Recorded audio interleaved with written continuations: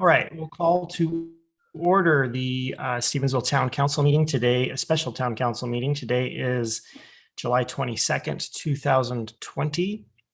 We'll go ahead and call the roll. Councilmember Devlin. Here. Councilmember Holcomb. Here. Councilmember Michelson. Here. And Councilmember Vick. Here. Great, thank you. If you would, we'll share a screen here and do the Pledge of Allegiance. Just a moment. All right, if you join me in the pledge, please. I pledge allegiance to the flag, The United States of America, and to the the republic republic for which it stands, one nation, under God, visible, indivisible, with liberty and justice for all. All right, thanks everyone.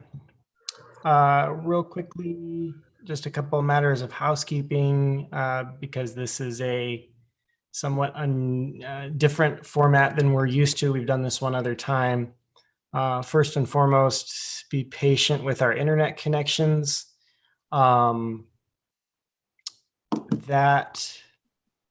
Excuse us. Our internet connections that aren't probably used to doing this, so be patient with those. Certainly in my household, an episode of Paw Patrol might take precedence over a Zoom meeting on our internet connection. Public comments are being received through our agenda, through our real-time public comment form, and those are being sent to council in real time as soon as that form is submitted. So we just remind council to check your emails throughout the meeting and make sure that you're receiving those as we move through. And those forms show you what they're receiving public comment on. So Janelle, have we received any public comments in the Dropbox at City Hall? No, I just checked about 10 minutes ago. Great. Thank you.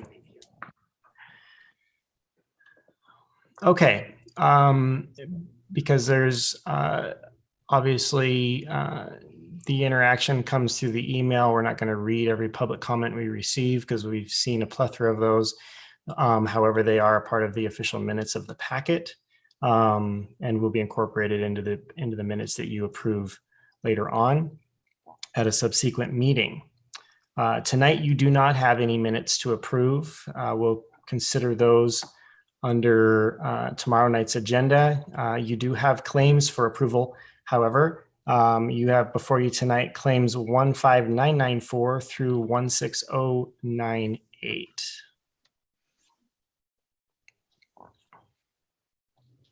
I'd make a motion that we approve biweekly claims 15994 through 16098. I second that. Okay, it's been moved by Ms. Holcomb, seconded by Mr. Michelson to approve the claims. Is there any council discussion? Yes, I have a question as far as claim number 16042, Robert, on Jet Miller, mowing the airport and rock hit his Jet Miller's back window on 6/15, broke window from mowing, $550. Does the town cover that, or insurance through NMIA, or what? Insurance, excuse me. So that, yeah, they were up there mowing and it knocked out his back window and they had some witness statements. And so our insurance is $1,000 deductible. And so the $500 would have been easier for just to pay it, and that came out of the airport fund. Okay, thank you. Okay, any other questions?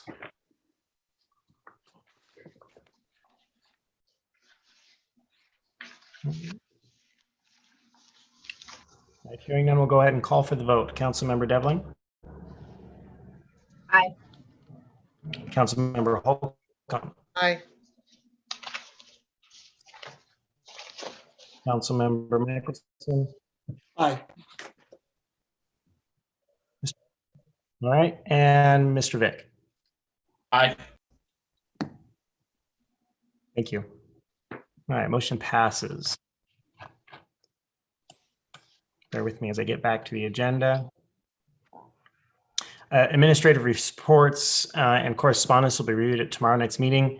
Tonight we have a public hearing for the fiscal year 2021 budget.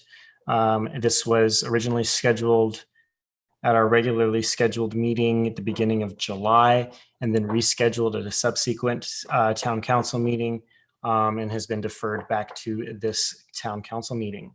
Again, public comment has been received via email through our public comment forms online, and the council has received those public comments. So the public hearing portion of this meeting isn't as elaborate, of course, as other meetings typically it would be. We will, I think, delve into a much deeper conversation about the fiscal year 2021 budget in the business portion of the agenda. We'll move into unfinished business. We have discussion decision on a services agreement between the town of Stevensville and First Call Computer Solutions for managed IT services. To start, I want to be clear about why this item is on the agenda. Back you up one because second, Brandon. I just want to be clear that I understood the correspondence part. So we're not going to read anybody's correspondence, but they're going to be included in the minutes. I apologize, Jamie. You did send me a written correspondence individually that someone hand delivered to you. Thanks for reminding me. I'm sifting through emails here. That correspondence, I'm going to forward that out to the town council right now. Yep. It's handwritten and it's difficult for me to decipher some of the words, and I don't want to misspeak or do it any injustice on the recording in trying to read it.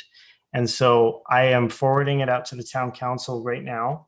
And you should receive that momentarily. It's a piece of correspondence for tonight's meeting.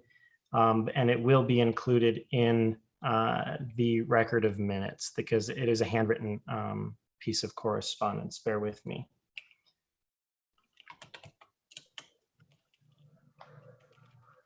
If you want me, I can try to read it, Brandon. I have a copy here myself. I think it's okay that we enter it into the record via a copy of it, and that each council member gets a copy of it. And if anyone wants a copy of it before the minutes are published, they can do that record request through the city clerk's office. I think that that's probably the best way to do that. Okay. Do I need to give you the original or should I just keep the original? Just drop the original off at town hall at some point. We do have the scan copy and that's sufficient for now because we'll just make it electronic. Thanks, Jamie.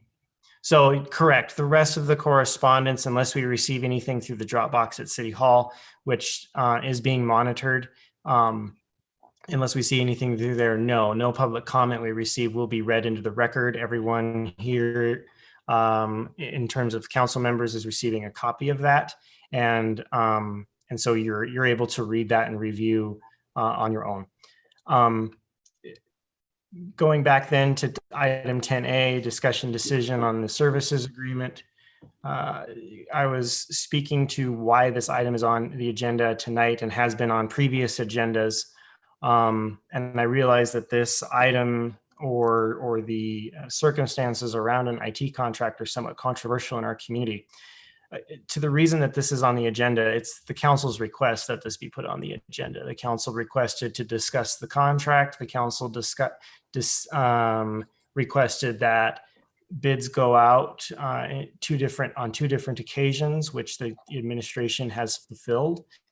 And so as a follow-up, and part of the reason why it's unfinished business, obviously, is because we need to resolve the matter that the council has requested us to bring before them.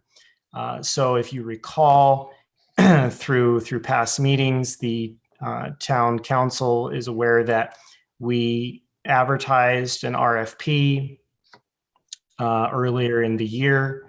We received a single response from that RFP. When this item came back to council, it was requested that the RFP be republished for 2 weeks in 3 newspapers. The RFP was then published for 2 weeks in the Ravalli Republic, the Missoulian, and the Bitterroot Star. Out of that, we still have the sole proposal from First Call Computer Solutions, and that is the agreement before you tonight. I'll make a motion to approve the IT services contract. Second. Okay, it's been moved by Mr. Vick, seconded by Ms. Devlin to approve the IT services contract. Council discussion. Was this the only contract that was received? That's correct. It was the only proposal. I am aware of 2 other organizations who contacted the town and inquired about the RFP and spoke with Robert specifically about the needs of the town. Neither of those organizations submitted a bid or a proposal, rather. To speak to some of the process that we've undertaken here, I know that some have decided to highlight a specific city code that says that bids are opened by the city are opened by the clerk in front of the town council. And let me just clarify that if you read that entire code, it pertains to contracts for construction services over $80,000, which this contract is not. This is an agreement for IT services. It's been established that it's exempt under state codes. Our municipal ordinance does not apply to this contract the way that some have tried to apply it.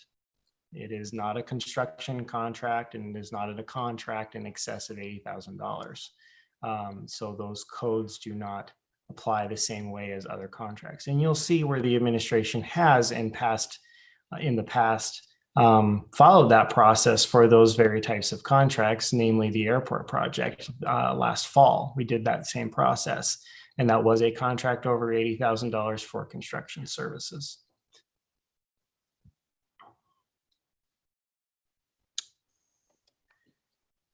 Okay, is there any further discussion on the IT services contract before I call for the vote?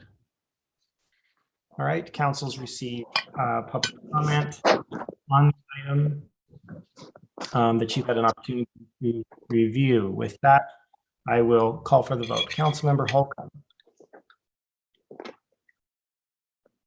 No. Councilmember Michelson. No. Councilmember Devlin. Yes. Councilmember Vick. Aye. It's a tie 2-2. The mayor votes in favor of the motion, and the motion passes. We'll move on to discussion decision, code of conduct violations, oath of office violations, and improper influence, all conducted by Robert Michelson. Before we get into this item, and to reiterate, I know we've stated this through email multiple times. This item is on your agenda tonight as an update because of the charges preferred by Ms. Devlin at a council meeting.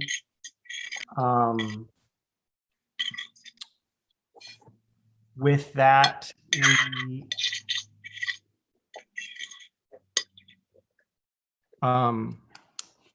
Mr. Michelson, just so you're aware, I didn't. I'm not sure who's doing dishes, but their plates are noisy. That would be whoever's identified as Inspect Montana LLC. That is Mr. We'll go ahead and mute everybody here. All right, everyone's muted, so that'll help a little bit. This item's on here to provide an update as to where we are in this process, and candidly, it's my hope that maybe we can find a solution that isn't a trial. Speaking frankly, a trial is not something that the administration is well equipped or necessarily ambitious to undertake, especially with my absence from the office, at least through the later part of August. Now, if it's the council's prerogative and that's the way we want to address this, then that's exactly how the administration will handle it.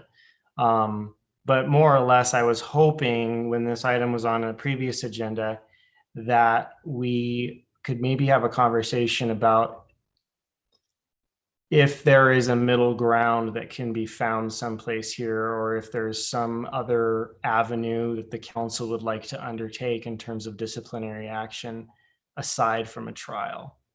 And again, if it's council's decision or Ms. Devlin's prerogative that the charges stand and that we proceed under Robert's rules with the trial, then we'll undertake that. But I at least wanted to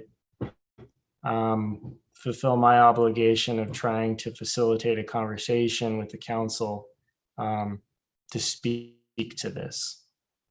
With that, I'll open the floor to comment. I'll start with a comment. I'm actually not willing to budge. I would like to go to trial. There was another email sent to you today that is in violation of our code of conduct by Robert Michelson. So this behavior continues. I think it is only fair that we move forward with a trial. Okay. Is there any further discussion on the item? Do we have a copy of that email? It's in your email. It was sent out to everybody. Yeah, I do believe the whole council was copied on that correspondence. I don't have one. Can anybody hear me? We can now, sir. Go ahead. Yeah, somehow I was muted. Hey, we got to follow council rules here. Like I stated earlier, this shouldn't even be brought forward under unfinished business because it was a 2-2 tie, and under council rules, only the prevailing side can bring it up for reconsideration, and that takes 2/3 of a vote. And since I wasn't there, then it can't be brought forward, guys. We got to follow our own council rules. We have Mr. an opinion Michelson- from our attorney to move forward that we can prefer charges. He's already said we can do so. Robin, for your reference, it was sent out at 10:58 a.m. It states nope, sorry, that's the wrong one. Let me find it. Oh, Do you see it? hold on. So taking this a step at a time, to Mr. Michelson's point about council rules, and this being reconsidered, there's no decision before the council tonight for reconsideration, Mr. Michelson. And so we're not calling for a vote on any sort of disciplinary action. The charges have been preferred against you by a council member. That does not require a vote of the council. It does require that you're offered a opportunity for due process, which you will be afforded when this trial is scheduled. But we're not reconsidering any decision here tonight other than to further discuss the charges preferred against you. And of course, I've explained my intent that, if there was an opportunity for mediation or conflict resolution, I'd rather exhaust that before going to a trial. But it doesn't sound like Ms. Devlin is willing to accommodate that. And so we will move down the path of a trial.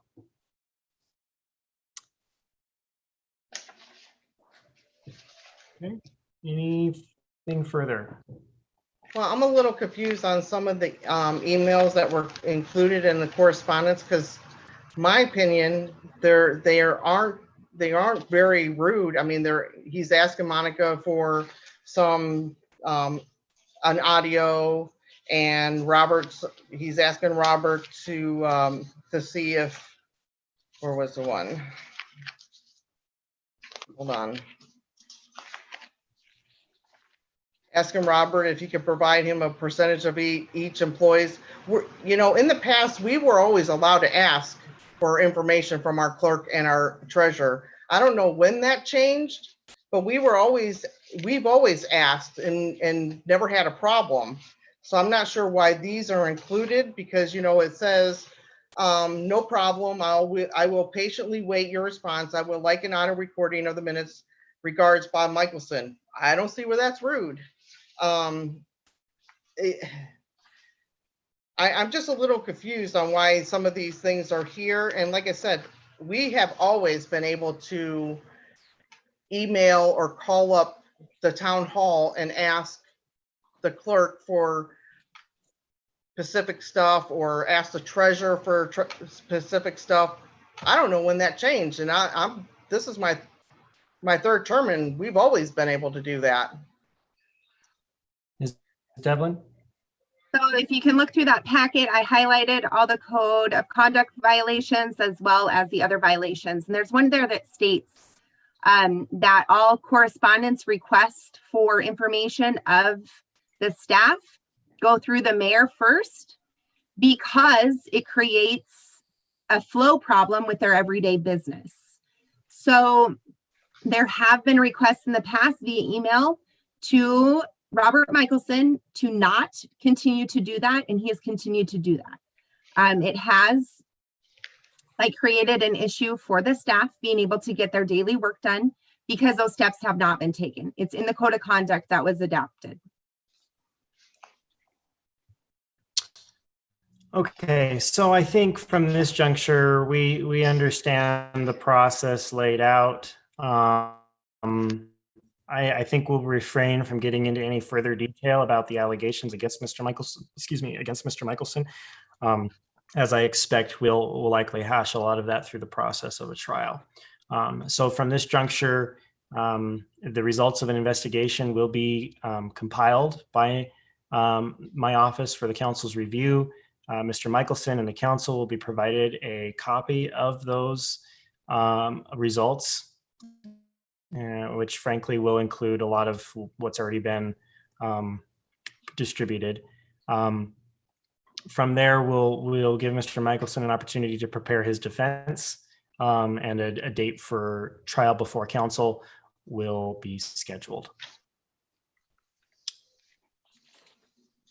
Okay, we'll move on to new business. New business item A, discussion decision, determination of vacancy in the office of Ward 1 council member pursuant to Montana Code annotated 7-4-4111 subsection 6.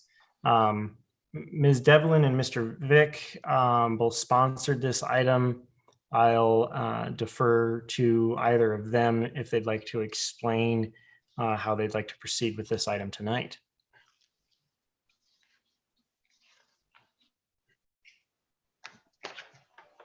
I didn't know if Mr. Vick was going in. Go ahead, Jamie. So we participated in 2 meetings that were scheduled where Ms. Holcomb didn't show up. The first one, no reason was given. There was a compel and still no show. The second one, there was a refusal, and I can read this first part of the email.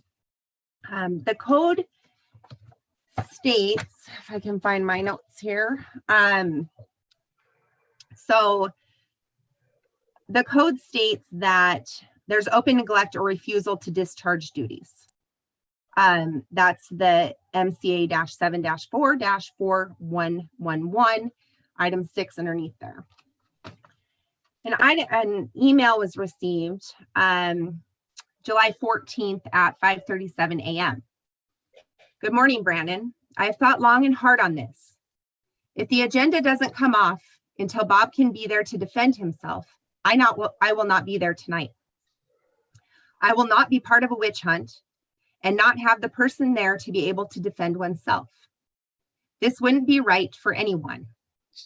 I am not sure why our attorney isn't weighing in on this, but I wish he would, because I believe since it died by lack of votes at the last meeting, it can't come back, and especially under unfinished business. So Scott, I would like to hear your feedback on this situation. At 5:08 p.m. that same night, Scott replied to Ms. Holcomb. I've read the email string, but I am confused as to the question. Earlier, I had expressed my opinion regarding the motion concerning a vote for sanctions. In that opinion, I explained that the tie vote did not meet the requirement under the TOS Code of Conduct. As I understand, there's an agenda on an item on tonight's schedule for addressing the issue of preferring charges for trial. These do not appear to be the same issue. Finally, I would not advise intentional absence of the town council meeting. So we have refusal by not coming to the meeting, by deciding what's going to be on the agenda and what is not. That's a clear refusal. That's clear neglect. We're elected to serve the people. We are elected by the people to speak for the people. We don't have the choice to choose what we're going to participate in and what we're not. That's not what we're here for. We're here to be a voice for the people. We have at 5:08, which is almost 2 hours before our meeting, our attorney saying basically, I already said this. Furthermore, I don't advise you to intentionally be absent from the town meeting. The choice not to come at that point is very neglectful, which again is neglect or refusal to discharge duties. It is our duty to be at the town council meetings. There was a compel. So Mr. Marble, or Chief Marble, apologize, went to Robin's house that night. She didn't answer the door. She didn't answer her phone. She didn't come to the meeting. That's a refusal. That again is a refusal to discharge duties. That is neglectful. What I find even more interesting is in that first email that I read, where it says, I will not be part of a witch hunt and not have a person there to be able to defend oneself. That wouldn't be right for anyone.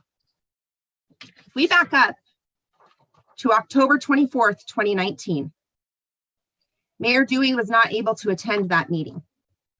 Ms. Holcomb came to that meeting knowing that there was an agenda item on there to discuss the firework issue, discipline, whatever you want to call it, for Mayor Dewey. Not only did Ms. Holcomb show up for that, she participated in that meeting, and she also made a motion to request that Mayor Dewey pay that money back. Now, Mayor Dewey was not present for that meeting. He was not able, as she states right here, it wouldn't be right for anybody. Not going to be part of a witch hunt and not have a person there to be able to defend oneself. Now, it was clearly okay to participate in that in October when it's against our mayor, but you're not willing to come to a meeting that isn't a decision. It was exactly what we heard tonight, the process to move forward when it's against Mr. Michelson. That is a clear, right there, that's clear, open neglect and refusal to discharge duties. I've had several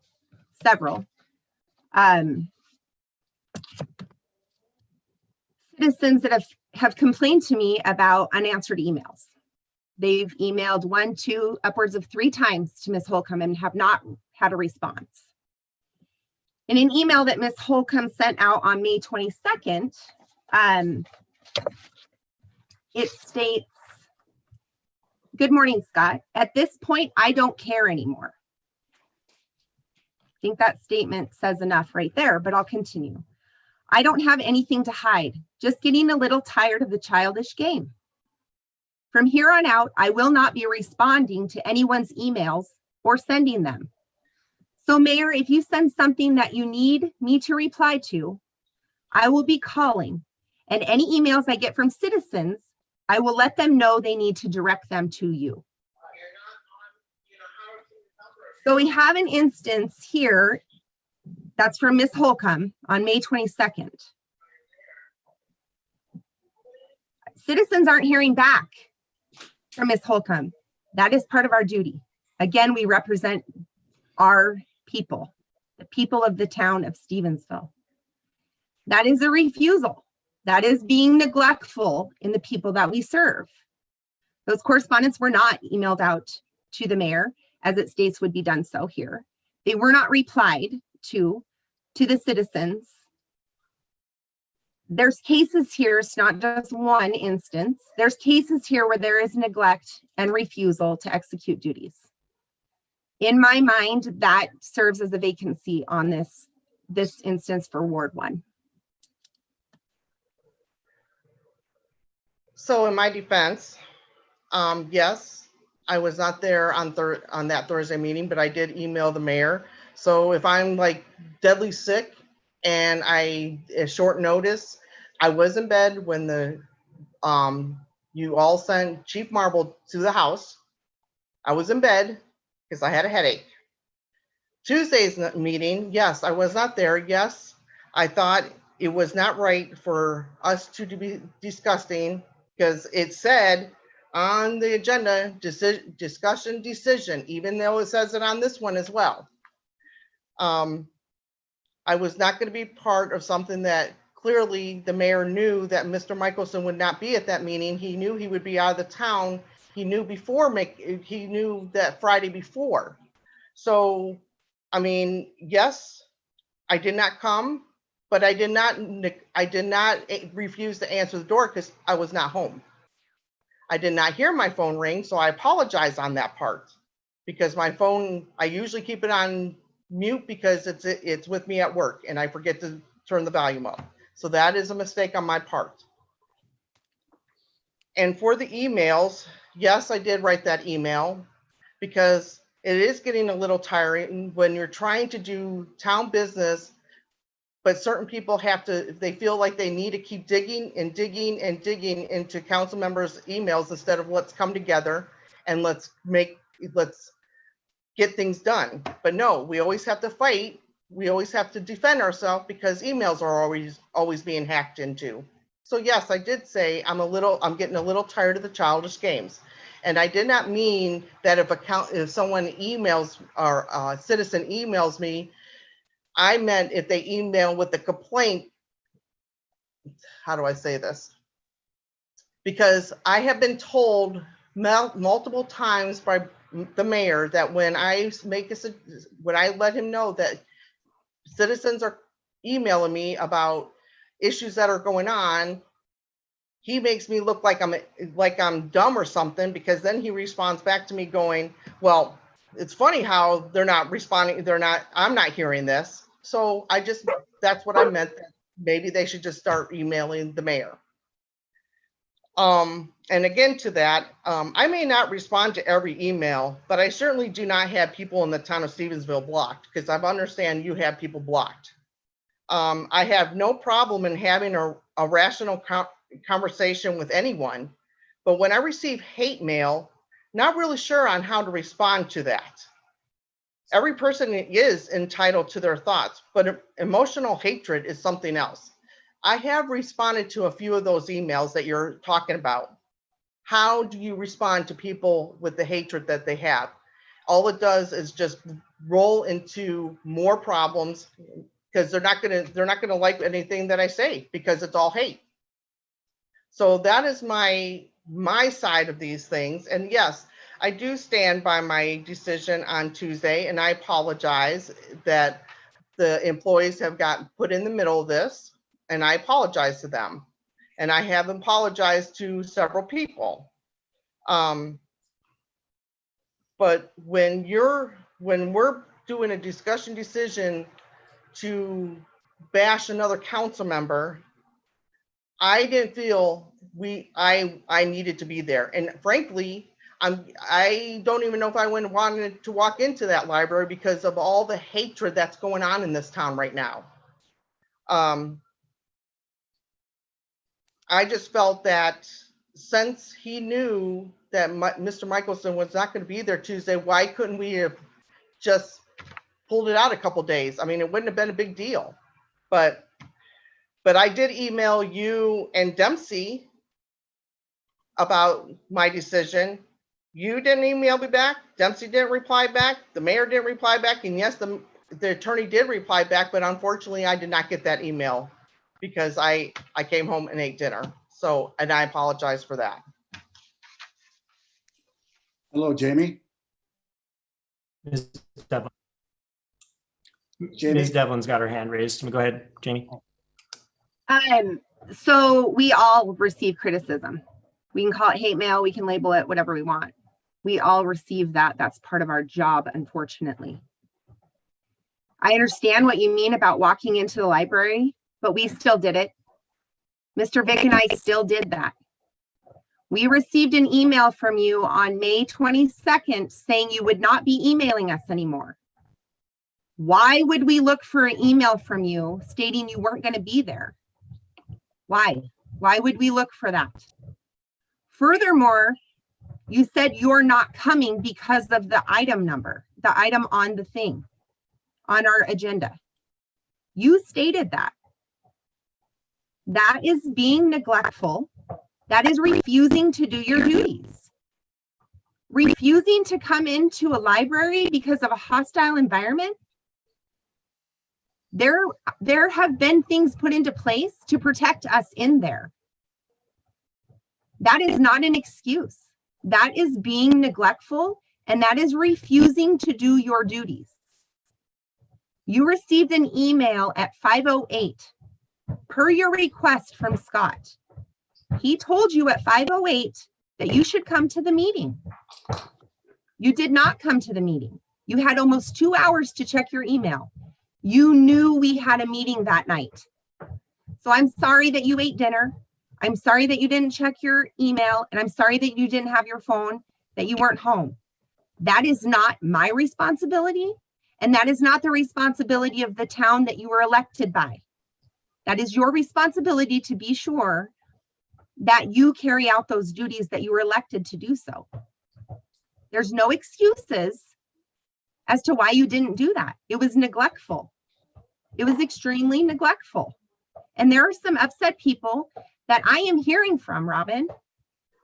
I'm Ward 1 also, and I'm not going to speak for you, but I shouldn't be hearing that our Ward 1 member is being neglectful and refusing to serve the people that elected her. I will rephrase that. I feel there's a vacancy that is in Ward 1 based on everything that I've produced here. We don't have the right to refuse and pick and choose what we're going to do. We don't have that right. We stepped into these positions knowing that we needed thick skin. Yes, we're going to upset people. Yes, people are going to be upset with us. We still have a duty. We can't refuse that. We can't be neglectful in that. There's no excuse to not move forward with the duties we're elected to do so.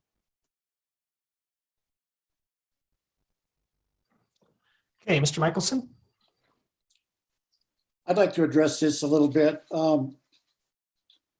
Since January, Jamie, with all due respect, you've been on a witch hunt for me and Robin, and it seems like you've just been nitpicking.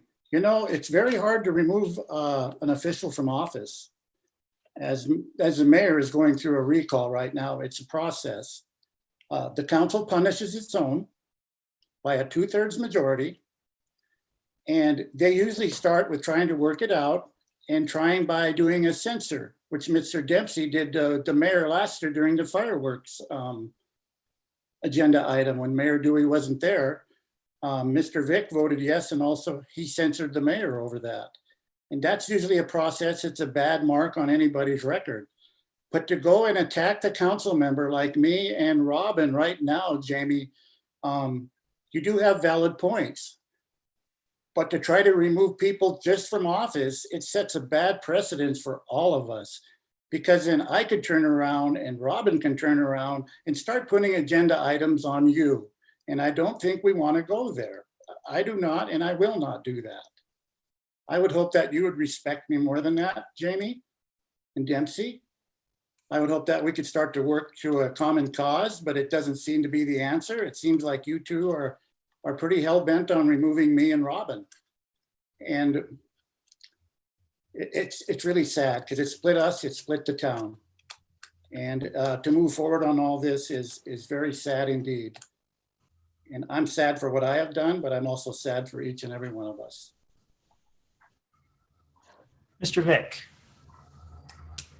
I do want to make clear here, yes, for one thing, back in October, I did make that censorship motion against Mr. Dewey. However, the reason why it was overturned by the town attorney, it was because Mr. Dewey was not afforded was not afforded to be accused in front of the others.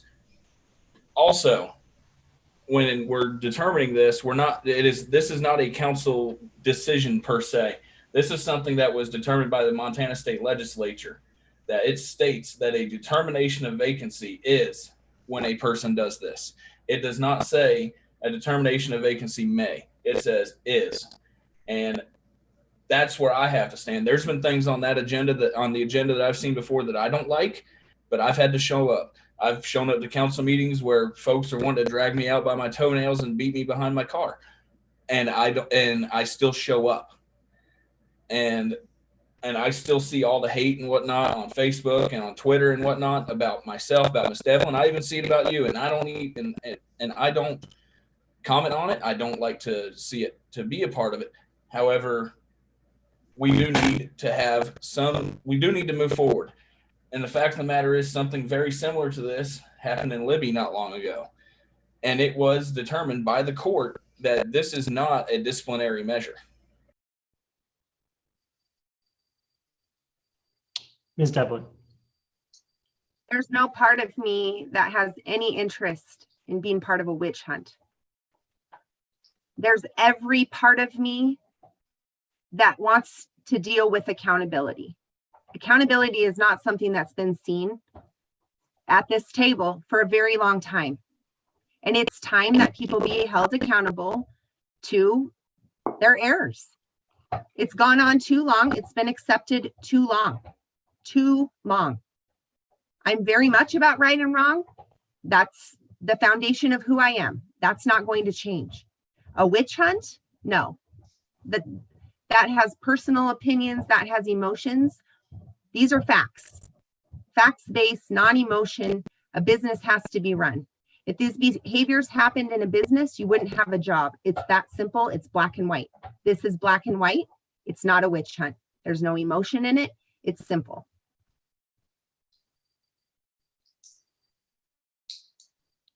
Any further discussion from council?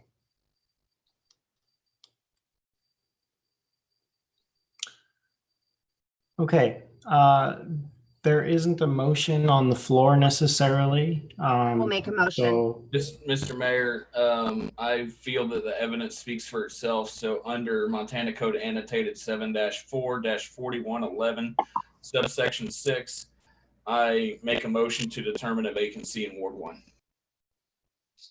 I'll second. okay, it's been moved by Mr. Vick, seconded by Ms. Devlin to determine a vacancy exists in Ward 1. Anecdotally by the seat of Robin Holcomb. Council discussion. Mr. Michelson? I don't believe you can remove a council member this way, Mr. Vick. I haven't seen anything that says you can do that. I've studied it, and I think the way you're doing it is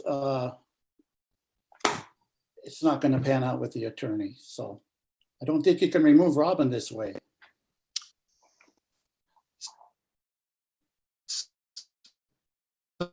So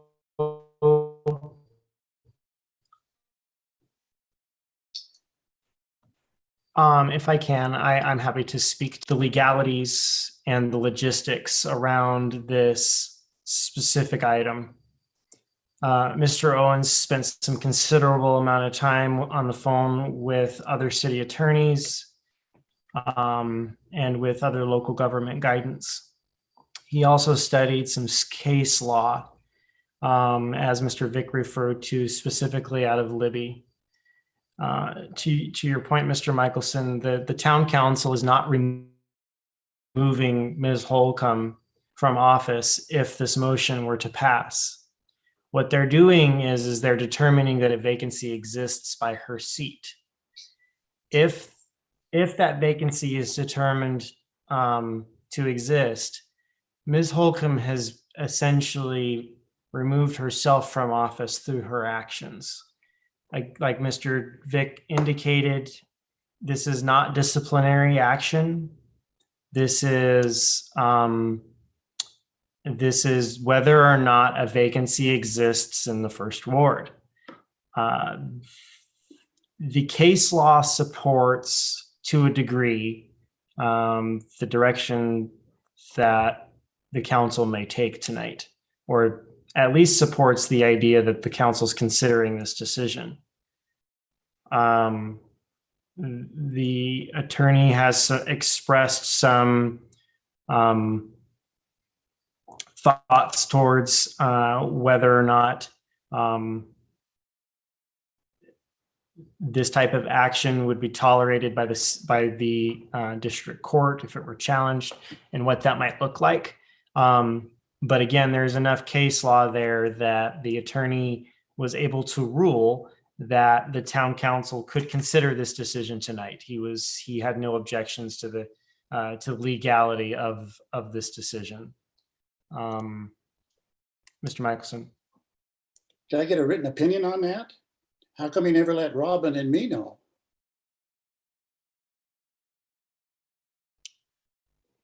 I don't have an answer for you. No, there's no written opinion. We can't go by with what's said. Why not? You ask us to do that all the time. Something of this magnitude should have a written opinion, Brandon. Mr. Vick. As a matter of fact, I do have a written opinion in front of me from City Attorney Jim Nugent of Missoula, legal opinion 2017-009. It was determined that city, local government, public board, or commission positions may be declared vacant if board or commission member ceases to discharge duties of office for 3 consecutive months, or alternatively, openly neglects and refuses to discharge duties of office. And what's that require as a vote, Dempsey? Requires either majority of the council members or a tie with a tie break by mayor. Mayor can't break a tie on a council decision. This was another area that Mr. Owens weighed in on. Because this is not a disciplinary action, this is determination of policy, essentially, by council. The mayor does have a tie-breaking vote in this matter. I don't agree with that one. I'd like Okay. to see a written opinion on that from him too. Call for division of House. Okay. Is there any, I guess there's no, obviously, public comment. Ms. Devlin has requested that we proceed with the vote. Before we proceed with the vote, though, and forgive me if this comes out of line, but in the interest of maybe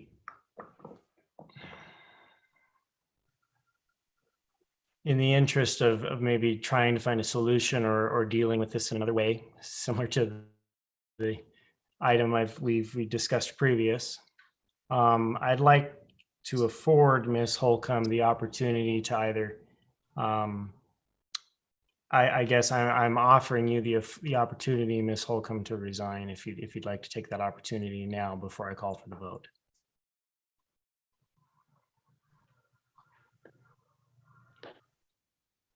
No, because I don't feel like I did anything wrong. Okay, fair enough. I mean, like I said, I emailed you on Thursday that I would not be there. Unfortunately, and I told you, I'm sorry for the short notice, I could not make it.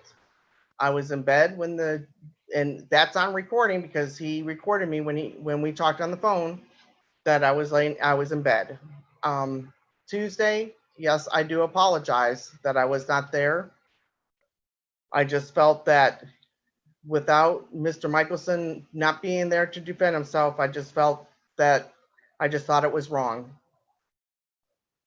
Okay. All right. With that, Ms. Devlin has called for division of the House. We will call for the vote. Councilmember Devlin. Aye. Councilmember Holcomb. No, Councilmember Michelson. No, And Councilmember Vick. Aye. Okay, we have a tie vote.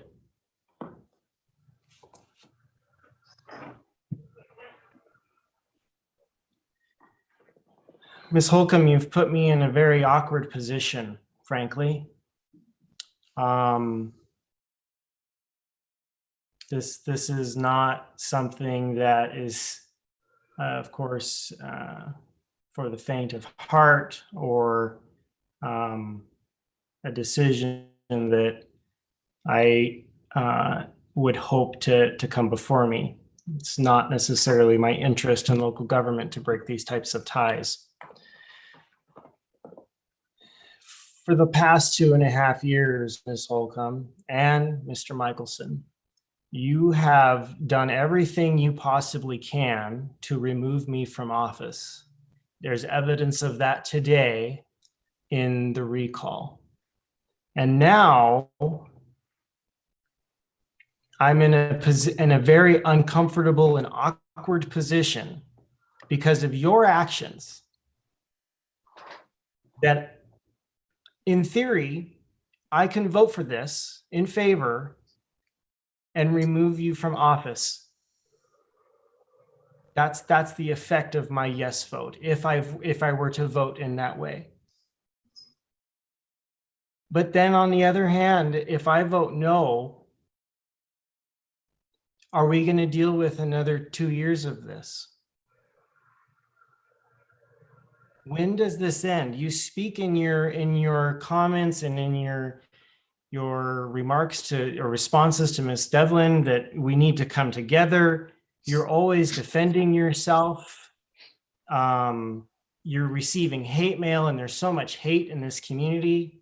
Where do you think I've been the last 2.5 years, Robin? I'm not asking for a response. Mr. Michelson is correct in that removal of an elected official is incredibly difficult. It's incredibly difficult. And it's that way for a reason. Because the citizens choose who represent them. And I'm a firm believer, and I've expressed this in my opinions and even in the recall, that if the citizens have a problem with who's in office, a recall is not the way to do it. Trying to pull political stunts to drive them out of office is not the way to do it.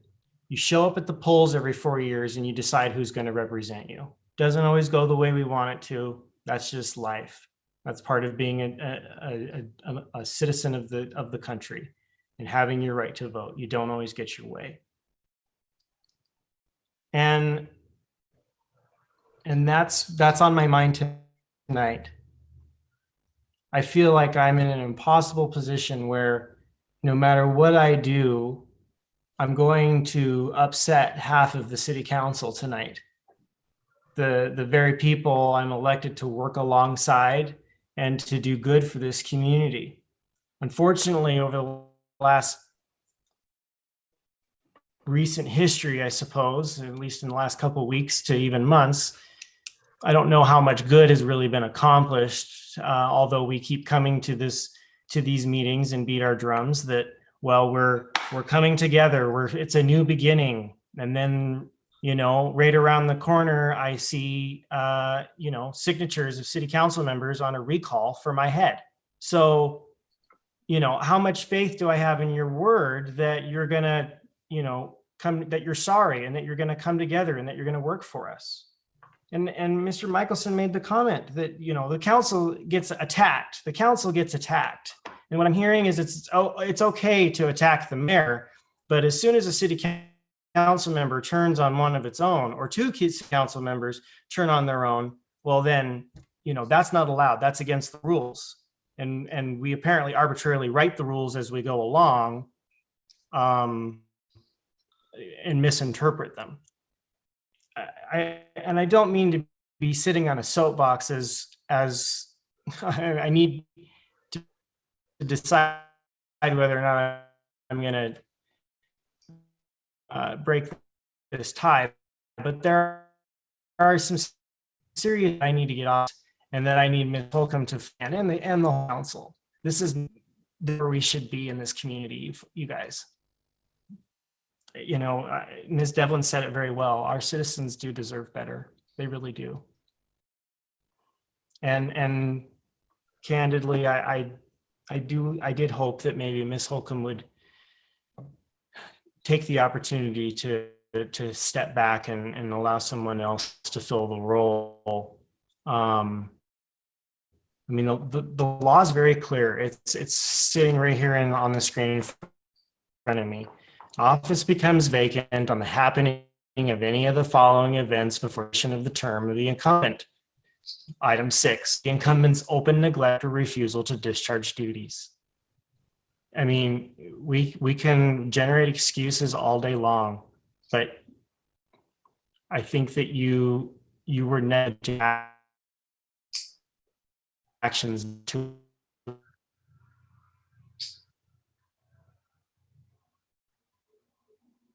attend the meeting, at least Tuesday's meeting of how our government operates.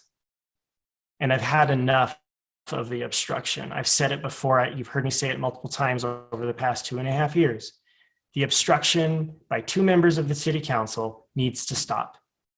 Enough's enough. Robin, I'm not going to break the tie tonight.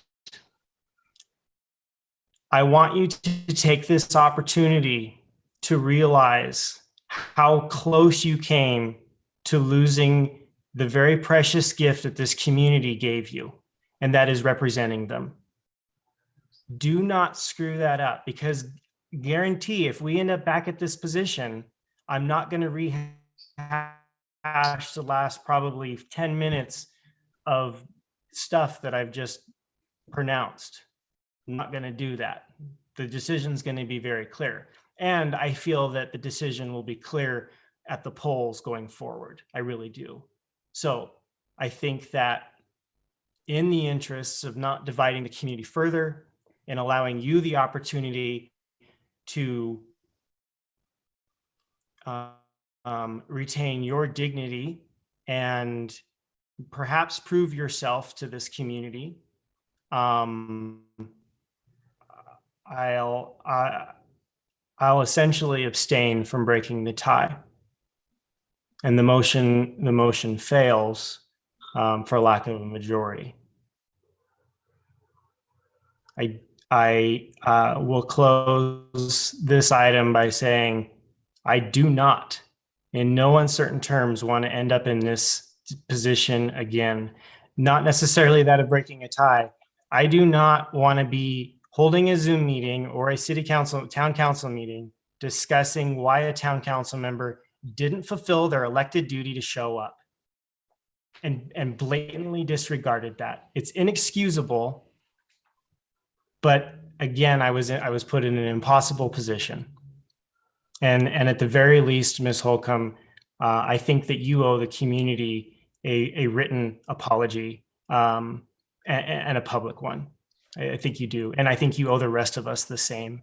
A lot of the business we're considering tonight could have been handled. We would possibly wouldn't even need to hold as much of a meeting tonight. We could have been done in an hour. But a lot of the business we're considering tonight and tomorrow night is because you just decided not to show up because you were cranky about an agenda item. Just think of how many agenda items I've had to put on the agenda that I disagree with. It's not fair to me, but I still show up. I still do my job. Okay. Let's take a 5-minute recess. We'll leave the live feed on. Just please mute your mics. We'll reconvene at 8:05, please.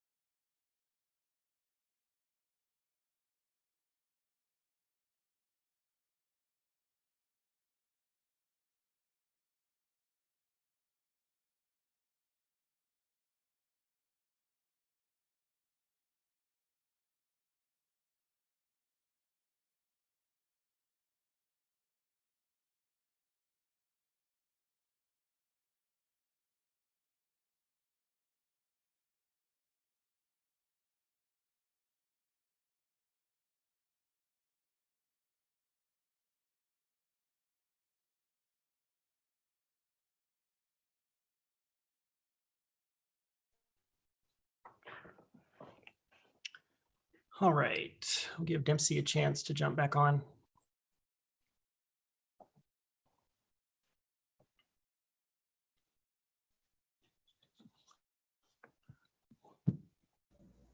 Yeah, I'm here. All right, great. We'll go ahead and resume the meeting then. Oh, hang on, let me get my agenda pulled back up. Michelson isn't back yet. Oh, I saw his video, but I didn't see his face. Excuse me. We'll give him one more minute to come.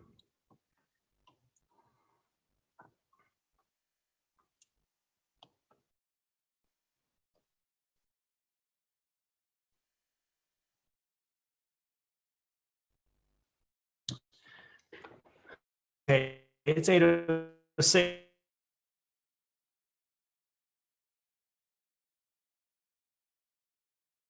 You have enough to go ahead and get started when Mr. Michelson decides to join us. I do want to, and my decision not to break the tie does not preclude the council from undertaking any disciplinary action if they choose to.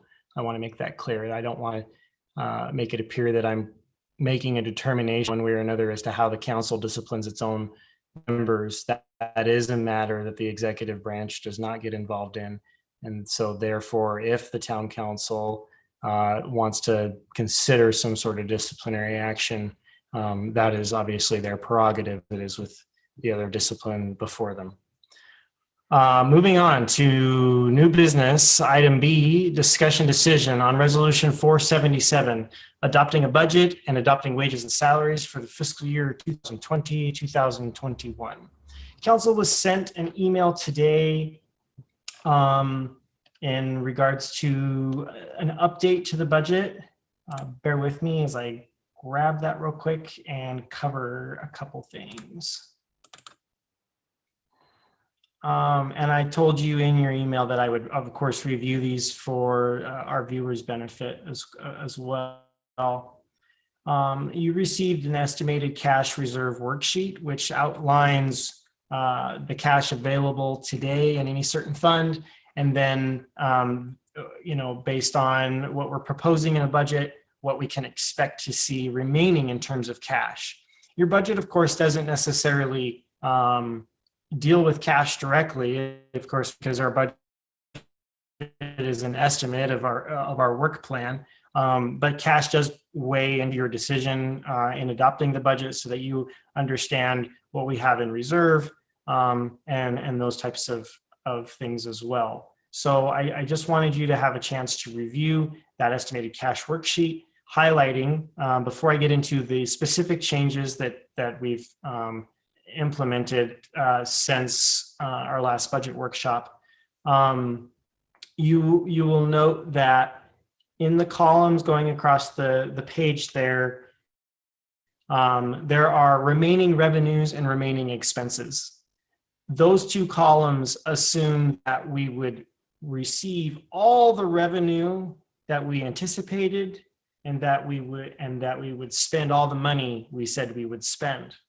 If you look at the general fund, if you'll see that it's a negative $130,000, a negative number in a remaining revenue line is a good thing. That means we received $130,000 more in revenue than we said we thought we would.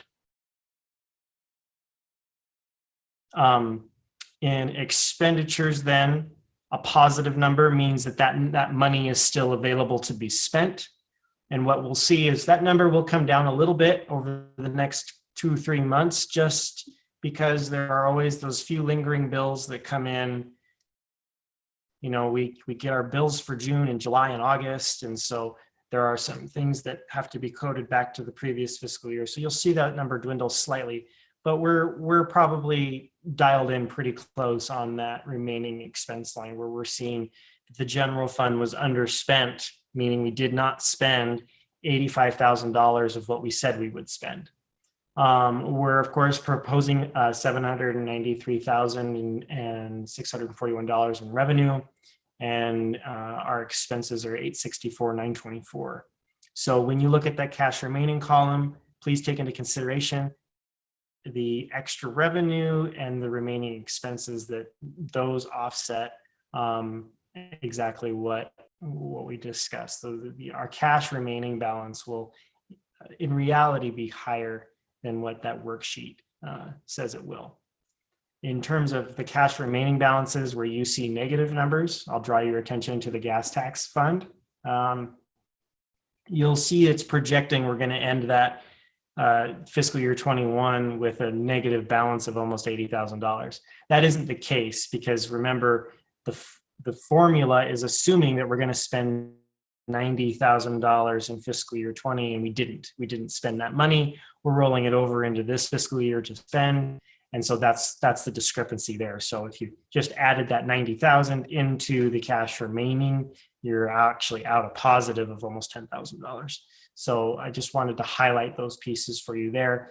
And that is the case anywhere we see a negative number, that we're confident that those the underspent and the excess revenue will cover the cash balance in that budget.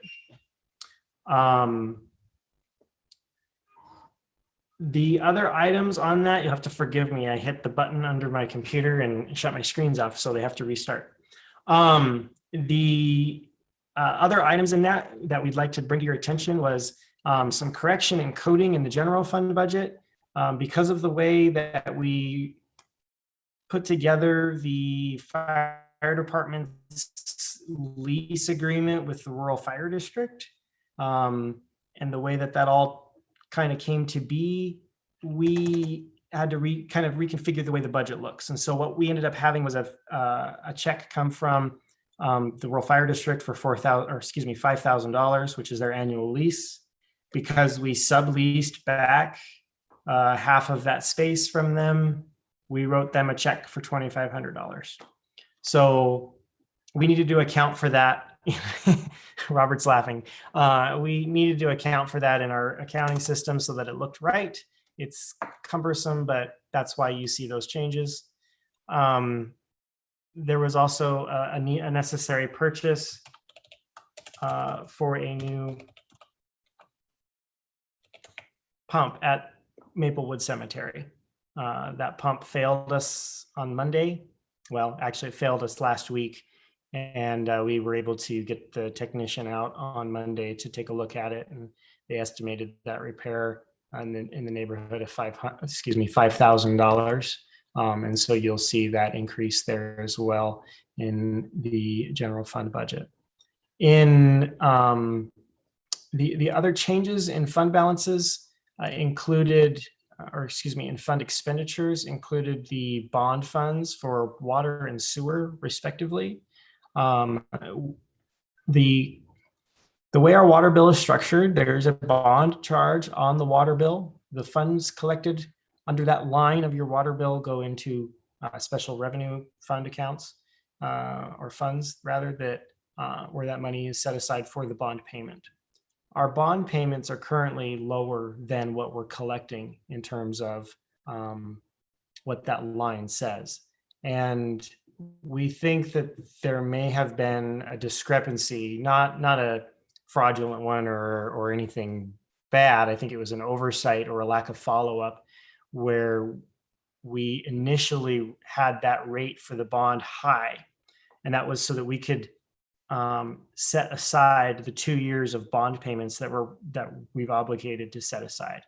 We've told USDA we're required by the bond to have one payment, and we want to, as a policy matter, the town council decided as a policy that we would always have 2 payments, 2 years worth of payments for our bonds, just in case.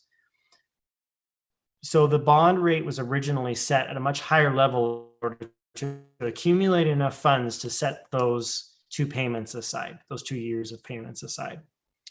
But then that was never either reversed or redirected back into the system. And so we need to do, and we've talked about water rates at length in the past.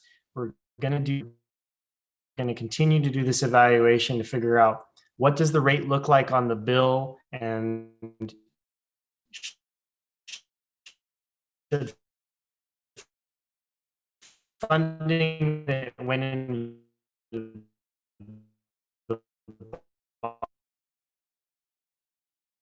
bond fund actually have gone into the water fund to offset. I think that more or less highlights the changes that occurred between our workshop and the budget tonight. The preliminary budget has been available on the website for council and citizen review. Council has, I know, received some feedback, I believe, on the budget, and I know that there are some questions out there that we will do some research into to make sure those are answered fully. Trying to think if there's any other significant items to note that weren't highlighted in our workshops. I don't think there is. Are there any questions from council?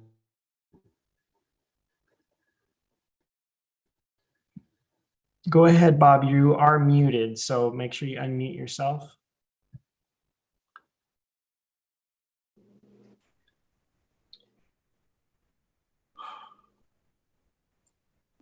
Okay. So I have a question for Robert. Robert, what was the total budget that was adopted last year? What was the amount, please?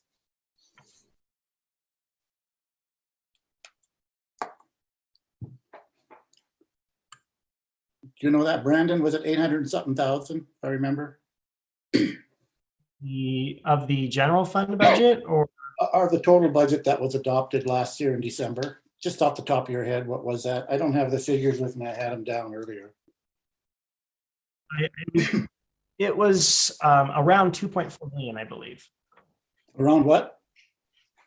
I think 2.5 million. Okay. And what's it this year? This year's budget is $4 million. So we're increasing our budget by $1.5 million. Correct?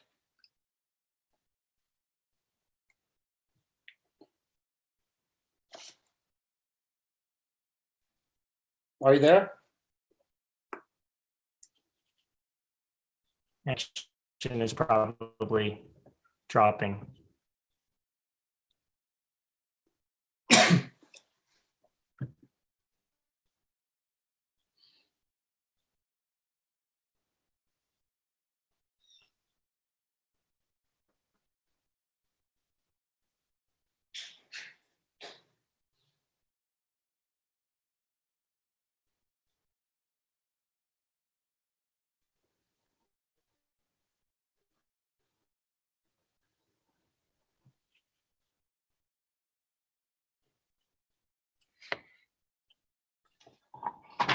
Hey, Bob, looks like Brenna's internet dropped off there a little bit. The last year's budget, we had 1.7 million, well, 1,729,688. And this year is?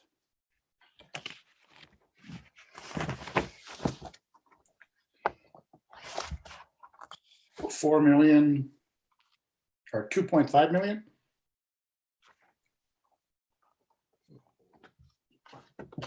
Are you there, Robert? Yeah, I I'm think getting we need to wait. Brandon is not on here anymore. I think we need to wait. dropped. Okay. It's 4 million. That's what 100 and should be at 1,950,000 total. That's for the fund. There we go. Yeah.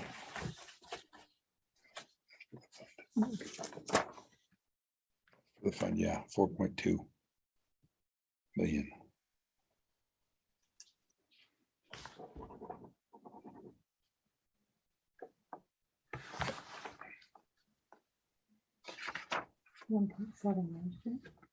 Yeah. 4.26. 4.26 million. Back. We're waiting for you, Brandon. You're on mute. You're muted.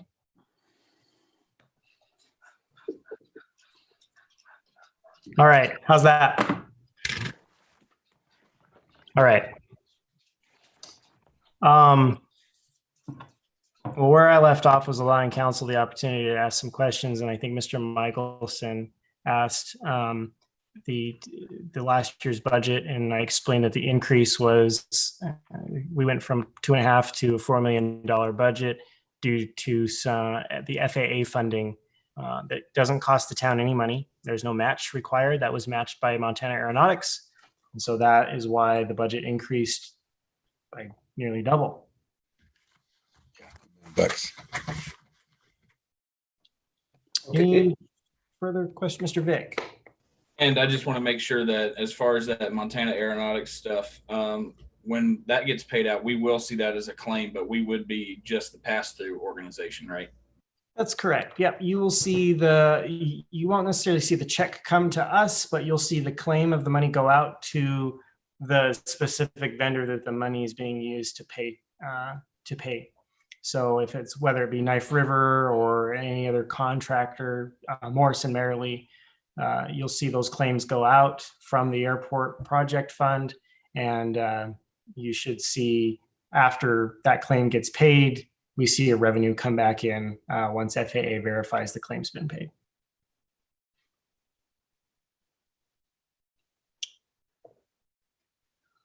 Okay. So before you tonight, you have the resolution for adoption. I will make a motion to adopt fiscal year 2021 budget. Are you making a motion to adopt the resolution? You have to remind me the number, because salaries and wages are included in that, Dempsey. I just want to make sure your intent is clear. Correct. That is my intent, is to adopt the resolution. Okay. Does anybody have the resolution number in front of them? My agenda is still loading. It's 477. 477. Okay. Mr. Vick's motion is to adopt resolution 477. Second. Okay. It's been seconded by Ms. Devlin. Council discussion. Any questions? Mr. Michelson? I'd like to just go on record to say that my position hasn't changed. I think passing this budget this early without not even seeing our estimated revenues come in until August. Also, I'd like to say that I don't feel strongly we should be giving the increases to everybody across the board, knowing going forward with the COVID and all the other municipalities that are already starting to cut back. I don't think it's very good fiscal responsibility. We'll be able to hire them now, no problem. We have money for that.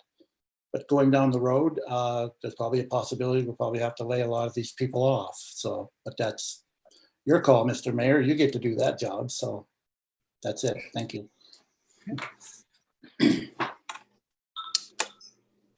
All right. And I just want to make sure. Mr. Motley has a Oh, Chief Motley, I'm sorry. I look at this screen and I don't see your hand.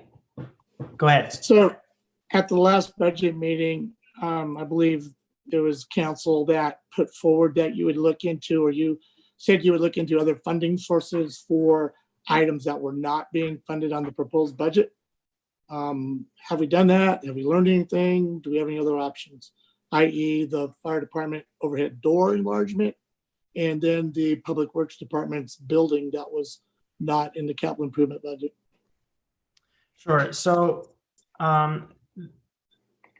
the grant opportunities are still being evaluated as to if there's one that's beneficial that the town is competitive for.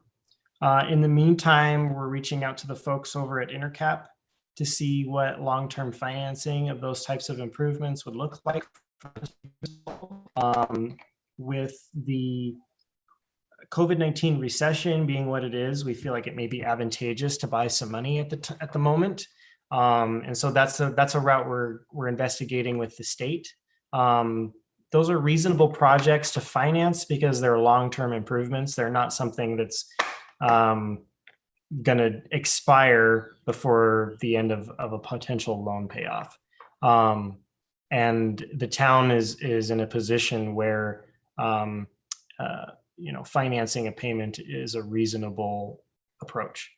So that's our primary approach, but we are looking for some free money, of course, as well. The economic situation being what it is, some of those funding opportunities are unknown. Chief? So I understand, what you're looking at doing and stuff, and I understand that that door expansion is not in the proposed budget. However, council, you gotta be aware and understand that that door project has to happen at some point in time. I understand we're looking at some options and we're trying to see where that's at. So for right now, I'm okay, but we gotta have that door sooner rather than later. So please keep that on the top of your mind as we move forward.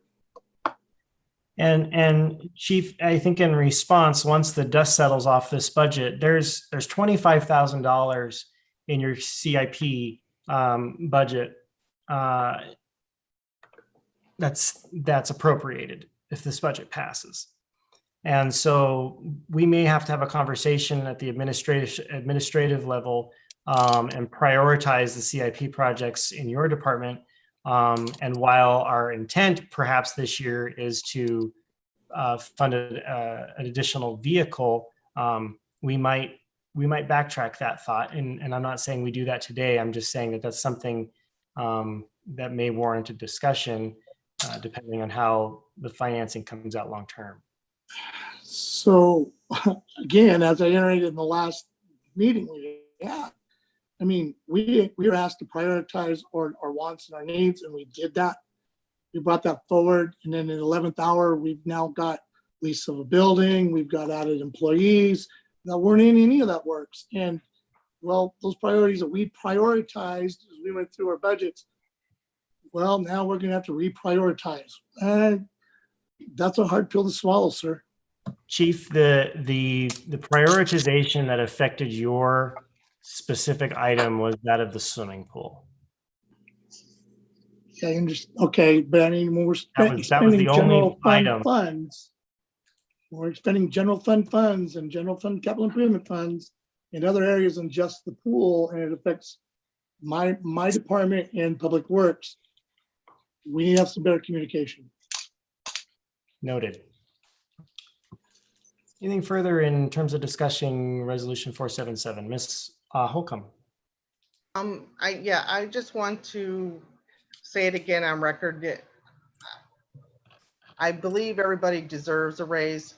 I just wish we would just do it across the board during this hard time that we're going through. I know we're getting the CARES Act. I'm just afraid down the road they may want it back. So I just want to put it on record. I just wish we would push back on the raises or pull back on the raises. Ms. Holcomb, I don't think there's any reason to believe that we'd have to ever return the CARES funding that's been awarded the town. So if that helps address some of your concern, I realize it probably doesn't address all of it, but just understand that we've been given no indication whatsoever by local government or by federal representatives that money would ever have to be repaid for any reason. So, Okay. Mr. Mickelson, did you have anything further? Go ahead, Bob. Brandon, does the adoption of the budget take one public hearing or two? One single public hearing, sir. So we had that earlier tonight? That's correct. Correct. Okay, so once we adopt this, then it is adopted and final, correct? That's correct. Yep. Unless a budget amendment were to come forward, which is, of course, entirely possible. Okay, thank you. Okay. Is there anything further from council? All right. Motion on the floor is to adopt resolution 477, which adopts the fiscal year 2021 budget and salaries and wages. I'll call for the vote. Councilmember Devlin. Councilmember Holcomb. No. Councilmember Michelson. No. And Councilmember Vick. Aye. Okay, we have a tie vote. The mayor votes in favor of the proposed budget and salaries and wages. Next item on the agenda is authorization of the mayor to enter into a lease agreement for police department office space.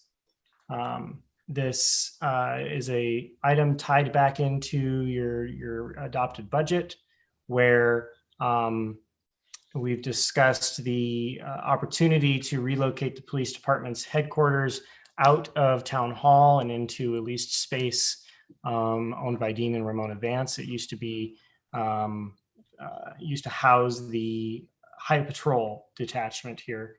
So it's set up well for law enforcement services. Very few modifications need to be made to the space. Primarily just some updates, which the landlord has agreed to take care of for us before move-in. I do not have an actual copy of the lease agreement for your review tonight. That's something I'm patiently waiting for Ms. Vance to get back to me. If you approve the authorization tonight, the process will be that that lease agreement will go before Mr. Owens for his review to make sure that there aren't any complications in that, and the terms will then be agreed upon. We are budgeting $1,000 a month and utilities for that space.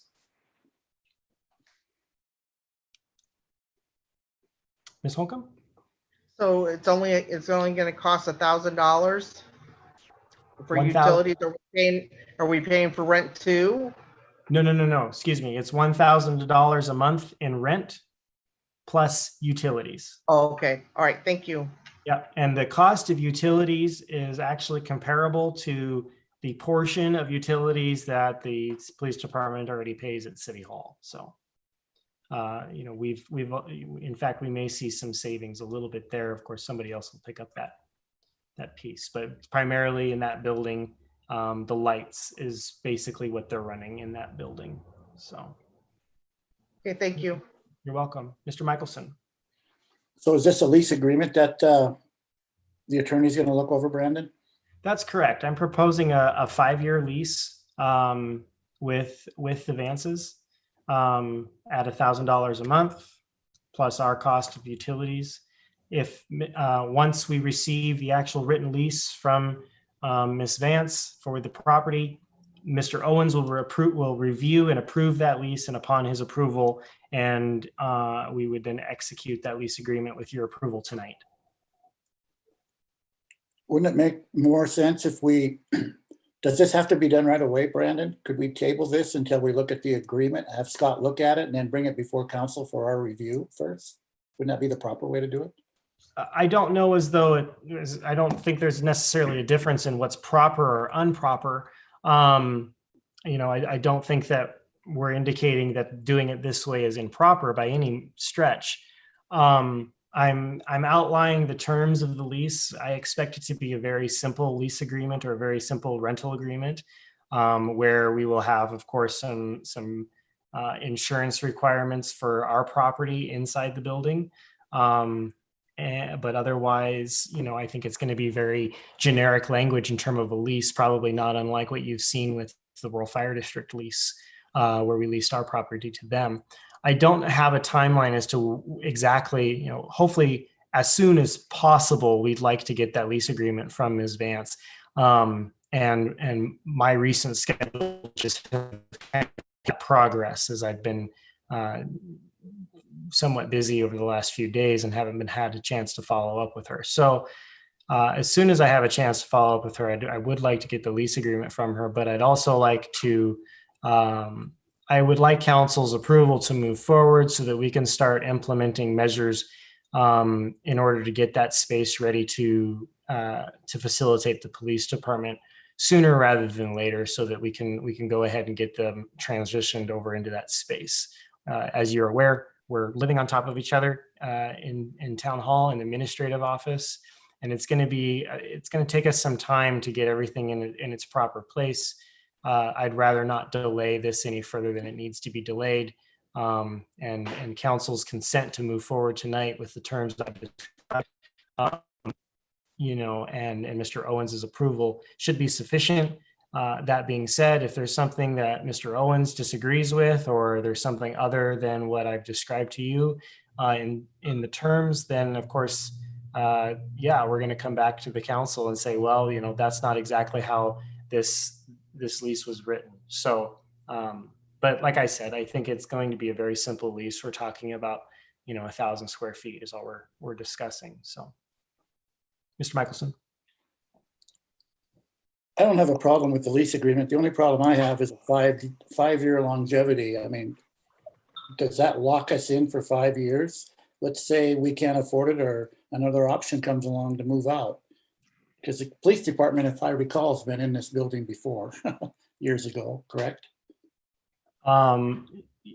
Yeah, probably before, well, gosh, certainly before I realized maybe this is probably a poor use of time comparison, but it certainly hasn't been since I've been alive. I think that, yeah, at one time that building did house City Hall. I mean, the building's housed a lot of different organizations. The rationale behind the 5-year lease, Mr. Michelson, was to actually prevent the town from losing any investment it has. Obviously, this is a bit of a leap of faith, if you will, in that, you know, we are uprooting a department and placing it into another facility. We don't want to go through that twice in a short period of time. And so 5 years makes sense. The town's somewhat prohibited by code to go any further than 5 years. But we think 5 years is a reasonable time to give the operation of the department in that facility the opportunity for it to prove itself and to see whether it was a successful move or not. But then also to know that if for whatever reason that building changed ownership or some other change happened, the town is protected in that we're not going to be suddenly uprooted from its facility for the police force and then have to quickly reconfigure City Hall so that they can get back in. So that was our rationale behind 5 years. Okay, thank you. Yep. Any further questions? Do I hear a motion? I'll make a motion to authorize the mayor to enter into a lease agreement for police department office space. Second. All right, it's been moved by Ms. Devlin, seconded by Mr. Vick to authorize the mayor to enter in a lease agreement for police department office space. Further council discussion? Ms. Holcomb? So in that motion, could we put that, that we authorize you to enter into a lease agreement for the police department office space upon the approval of our attorney? Absolutely. Are you proposing that as an amendment? Yes. Okay, is there a second for Ms. Holcomb's amendment? Second. Okay, it's been moved by Ms. Holcomb, seconded by Mr. Vick to amend the motion to add that the mayor is authorized to sign the agreement upon approval of the town's attorney. Discussion on the amendment. Okay, I'll call for the vote on the amendment. Councilmember Devlin? Aye. Councilmember Holcomb? Aye. Councilmember Michelson? Aye. Councilmember Vick? Aye.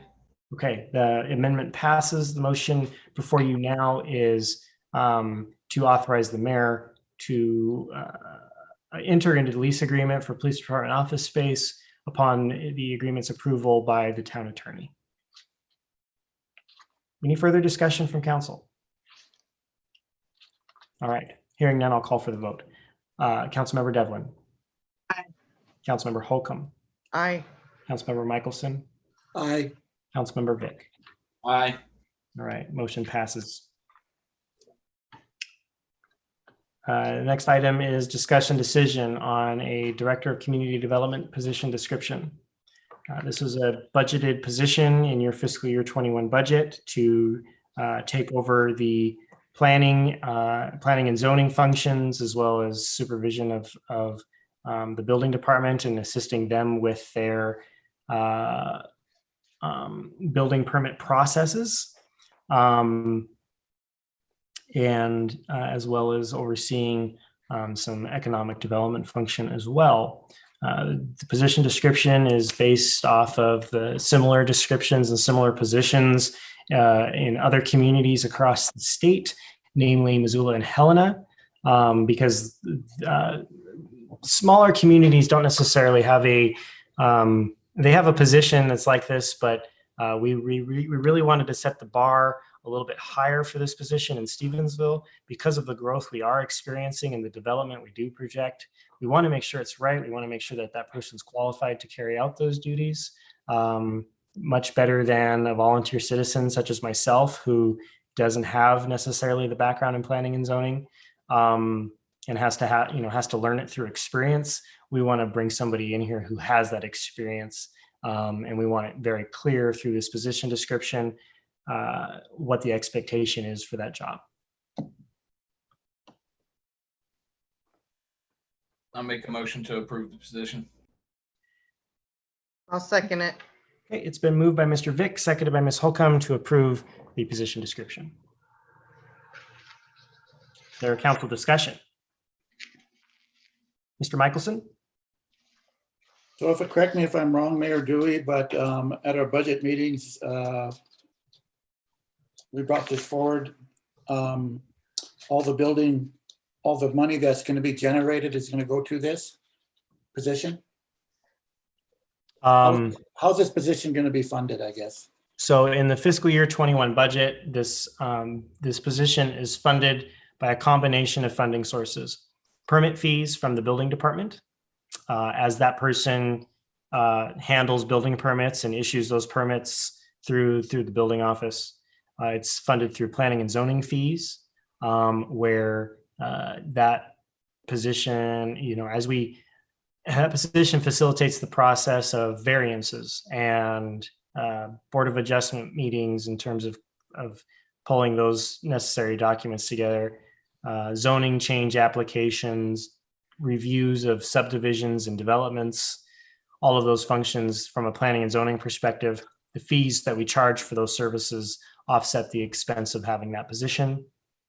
And then a small amount of tax increment finance district funding is also funding this position so that they can generate some activity and taxable growth in the TIF district through their position.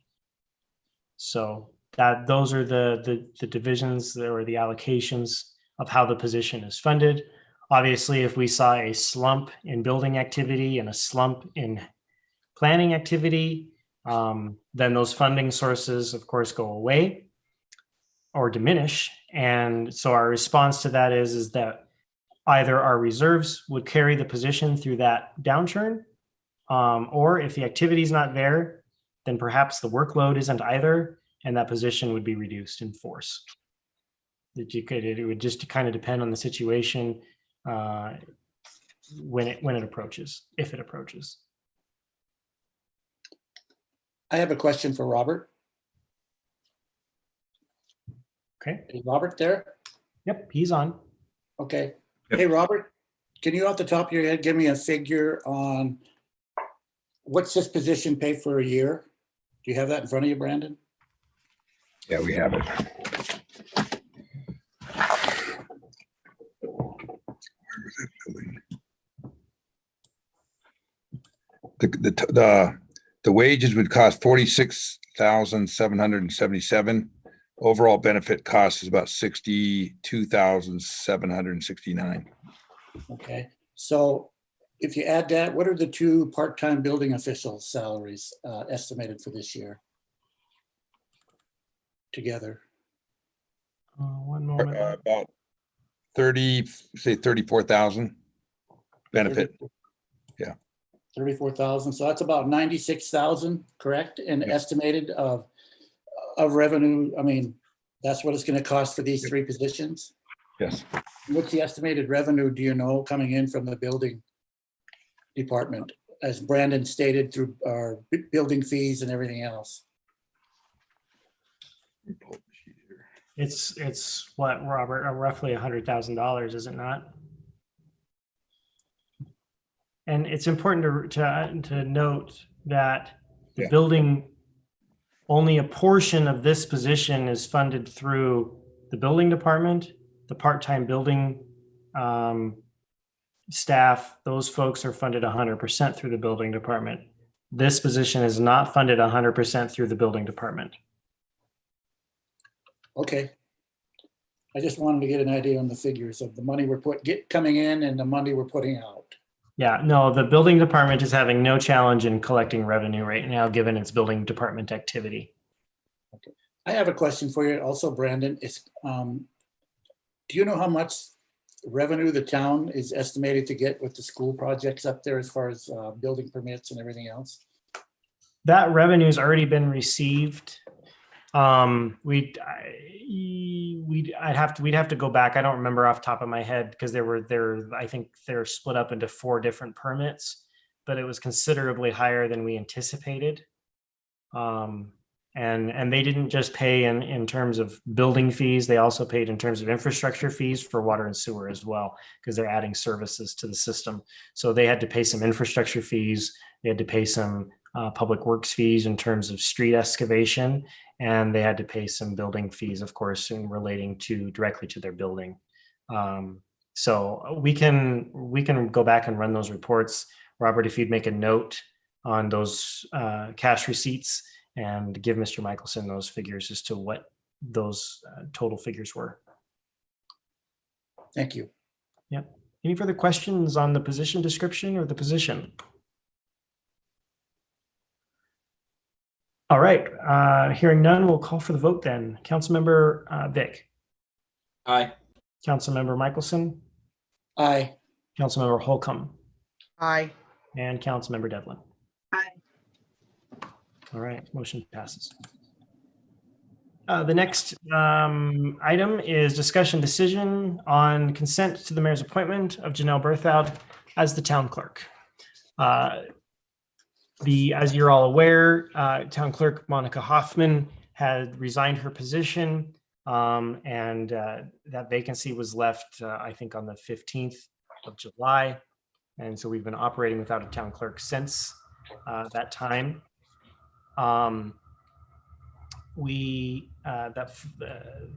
Following her resignation, before she actually left the position, we began internally advertising the position concurrently with an external advertisement. The policy states we advertise internally for 5 days, which we've done. We were fortunate enough to receive an application from an internal candidate. Our current police clerk, Janelle Berthoud, applied to the position, and we went ahead and held interviews. Ms. Devlin, Mr. Underwood, and our Parks and Recreation Director, and myself conducted the interview with Ms. Berthoud. And she did very well in terms of her responses. I think, my gosh, we might have asked her 3 pages worth of questions. I think there were 17 or 18 questions total, right down to some very good information. This is an opportunity to provide growth for the individual seeking the position in our organization. Ms. Berthoud, I don't think it's any secret that Ms. Berthoud has done an exceptional job in the police department, and she's looking to make that same difference for the rest of the organization and enroll as town clerk. I'm very eager to get her into that role. I think that she will fit into it well. The training period will be very short. If you approve the consent, or consent to the appointment rather, we'll get her into place right away, and we do have staff that can help as she transitions into the town clerk's role. We do have staff that will help us with phones and walk-in inquiries within the police department as we do a recruitment for her replacement. I think that Ms. Berthoud's resume and cover letter in the packet speak for itself, of course, to how qualified she is for the position. I realize that there's some apprehension in that, oh my gosh, we might find an external candidate. And I understand that.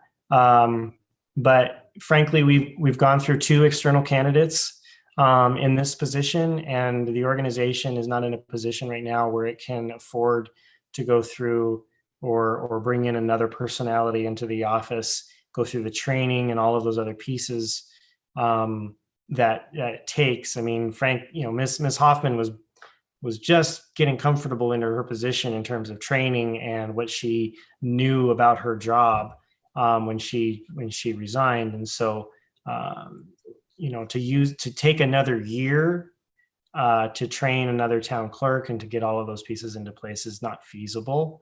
But we also have of course, the opportunity to use the wealth of knowledge that Ms. Berthoud has about the organization already and her team approach to an integration that already exists at Town Hall today. And so that's why I've offered her the position and bring the consent for my appointment of Janelle Berthoud to the position before you tonight. I'll make a motion to consent to your appointment. Second it. Okay, it's been moved by Mr. Vick, seconded by Ms. Devlin to consent to the appointment of Janelle Berthoud as the town clerk. I guess I'd just like to say something. I did participate in the interview. It lasted over an hour. There was actually 18 questions on the sheet, but truly we probably went over at least 30 different questions. Good business practices is practiced all over the nation from hiring within. It does boost morale, gives people an area to grow, like you said, Mayor Dewey. But if somebody has worked in the administration and thoroughly wants to be there, you shouldn't hinder their want and desire. Janelle, from everything that I've heard, has excelled in her position with the police department, has actually created some policies and procedures and streamlined their systems there, which is definitely something that is needed as a town clerk. I was very, very impressed with the interview process. I think she's an extremely capable candidate, and I think we would be very fortunate to have her in that position. Ms. Holcomb. And I'm not disagreeing. I have a couple things. So you're saying that she will be giving up the police clerk, right? To go into this That's position? correct. Okay. That is correct. Yep. And then the only problem I have with this is your advertisement says that it will end July 24th. That is a major concern of mine, that if it's still out there being advertised that we're taking applications until July 24th, that might cause a problem. The town's policy states that internal candidates are given preference and that we allow them 5 days to apply for the position. The reason that the advertisement was not pulled as soon as we offered the position to Ms. Berthoud was because we wanted council's consent to the appointment before we pulled the advertisement. To date, I can tell you, aside from Ms. Berthoud, there's only one other application that's been received. And in fact, it was received, I believe, overnight. The position is advertised open until filled, and does acknowledge that the first review for outside applicants would be the 24th. So we are a couple days shy of that, of course, but there is no practice or law or policy that exists, to my knowledge, that prohibits us from filling the position prior to first review, especially with an internal candidate. It's not uncommon. Okay. Any further questions? All right, call for the vote. Councilmember Devlin. Aye. Councilmember Holcomb.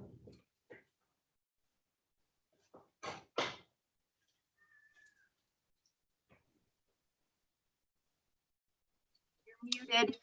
Sorry, You're muted, Rob. Robin. You're muted. You have to do that over again. Oh, sure. Aye. Okay. Councilmember Michelson. Aye. Councilmember Vick. I don't know. Aye. Very good. Motion passes unanimously. Congratulations, Janelle. we'll schedule swearing in of Ms. Berthoud and roll out a transition plan for her transition into the clerk's office.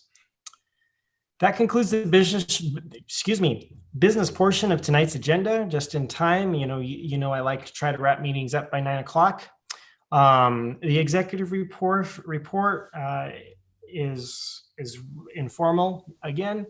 As you're all aware, we welcomed Briar Marie into the world on Friday. I had hoped to have one more week in the office before paternity leave kicked in. She had other plans.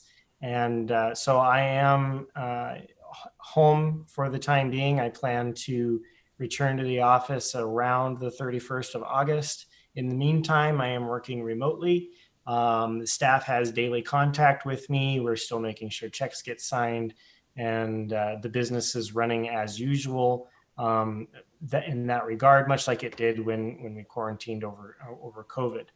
Tasha and I and Carter, of course, express our thanks to the community for their outpouring of support and congratulations as Briar makes her way home. So, of course, as always, if you have questions or need any information, do not hesitate to reach out to me. I am not as responsive as I'd like to be, of course, by email, but the internal auto reply does have my cell phone number. You're free to call or text that. And if you can't get a hold of me, Robert is an excellent resource, whether he wants to be or not. He can get you in the right direction in a pinch.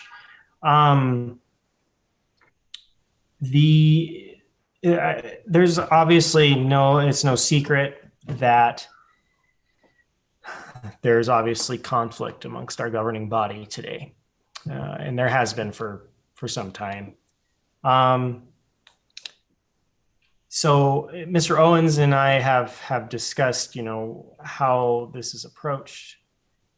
Is there some sort of a solution that we, are missing or something?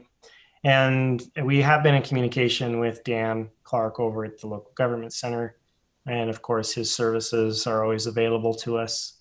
And so I'm not asking for direction tonight necessarily, but something to think about. If I know that Dan and the local government center, as well as the League of Cities and Towns and MMIA, have been here before and held a council workshop with mayor and staff to kind of try to resolve some of the conflict between the different branches. And I guess the question is do you think that would be a beneficial venture to undertake again, having it been roughly 2 years since that's happened, and we do have different council members on board. So something to stick under your pillow tonight and think about if you have nothing else on your mind. I'd love to hear your feedback individually, whether or not you think that would be a beneficial venture.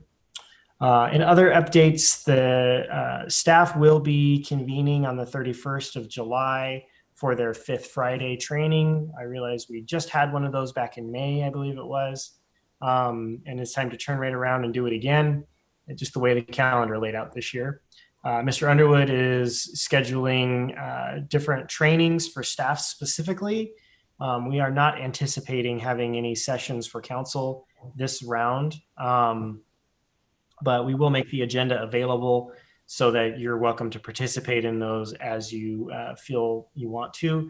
Those sessions will primarily focus on some bullying and harassment training, procedural things, more of the staff level training that doesn't necessarily have so much to do with the strategic planning and those types of things. Those conversations won't necessarily happen. We'll get more into the nuts and bolts of our roles and how we interact with each other in these trainings and that. So Robert's putting those things together. There'll be some videos and that sort of thing, but at any rate, just know that City Hall will be closed on the 31st, and that is a Friday. Otherwise, I don't have much else to report to you that hasn't already been covered tonight. Of course, we'll have our meeting tomorrow night and convene to consider some business there. And you'll hear from the department heads tomorrow as well, and they'll give their departmental reports to you. I appreciate your patience tonight in terms of the Zoom meeting.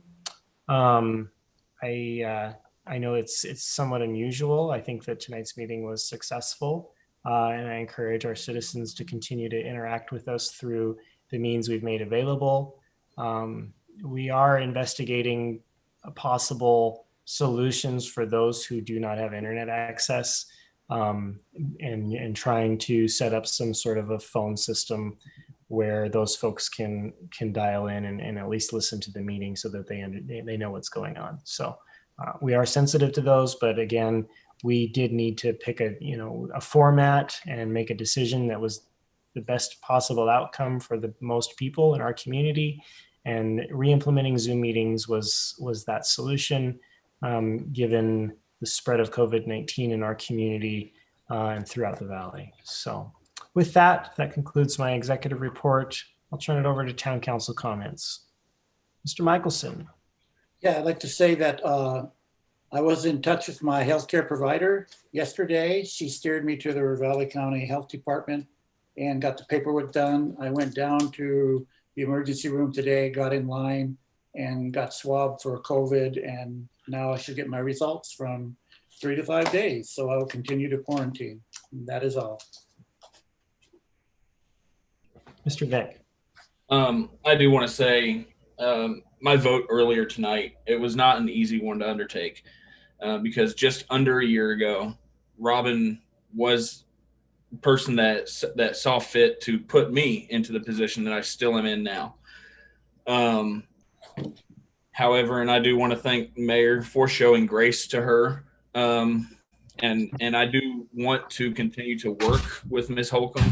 I want to continue to collaborate with Ms. Holcomb, and I would love to be able to collaborate with Mr. Michelson as well. I understand there's going to be times where we don't agree on something, and there's going to be times where we just think one another's probably one of the worst human beings of all time. But the fact of the matter is, we were all elected for different reasons. We all bring something different to the table. Ms. Holcomb brings financial knowledge to the table. Ms. Devlin brings business knowledge. Mr. Michelson brings that boots to the ground, working by hand knowledge. I bring natural resource and policy knowledge. Mr. Dewey brings his good looks. And I just want to say, I'm glad that Ms. Holcomb is getting to stay on the council with us. Although that does contradict what my vote was, I am glad she gets to stay on the council with us, and I do look forward to continue to working with her. And I also, lastly, as far as what I have to say, but I do have a comment from somebody else as well. I personally, or myself in this seat, I don't want to bring up that agenda item again, be it for disciplinary action or anything like that. I believe that as far as Ms. Holcomb, the item concerning Ms. Holcomb is over and done with. Lastly, Mr. Gibson reached out to me because of some concern of a letter that was written to the Bitterroot Star, and his name was named in there. He wanted me to state for him that he does not feel that he had harassed anybody while he was in office, and that, or even while afterwards he was in office. And he did state that he would greatly appreciate it, that if anybody felt that way about him, to approach him themselves. And that's all I have. Okay. Any further comment? Board reports. Have any boards met that a council member would like to report on happenings? Park Board met Tuesday night. I don't even know. Monday night. Yes. Worked on developing a plan for the Civic Club. As I stated last time, Civic Club is wanting to put in a splash deck. And at actually both the parks, and some decisions and discussions were made on kind of what that looks like. The Civic Club's working on a full proposal to bring to the board. I think we will be seeing that soon, meaning in the next couple weeks. I don't know exactly what that looks like or what that's going to look like. Park Board was given a request that we go through and look at different potential splash, I don't even know what they're called, I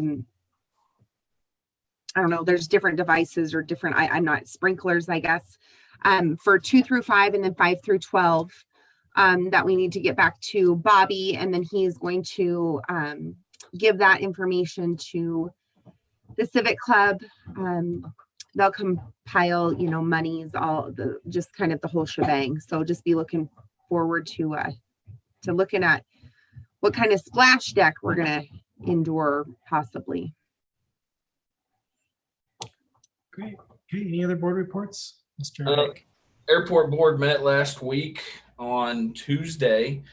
2 items that were discussed at that meeting will be on the agenda tomorrow night, one being a lease agreement and another one being increase of leasing fees to kind of get us in line with other airports around the area.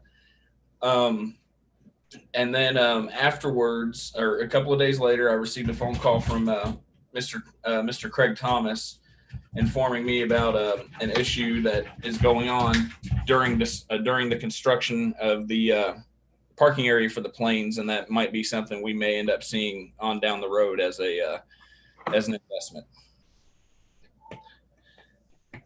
Okay, any further board reports from anybody? All right, hearing none, we will adjourn our meeting and reconvene at 7 o'clock tomorrow night for our regularly scheduled town council meeting. Thanks, everyone. Have a good night.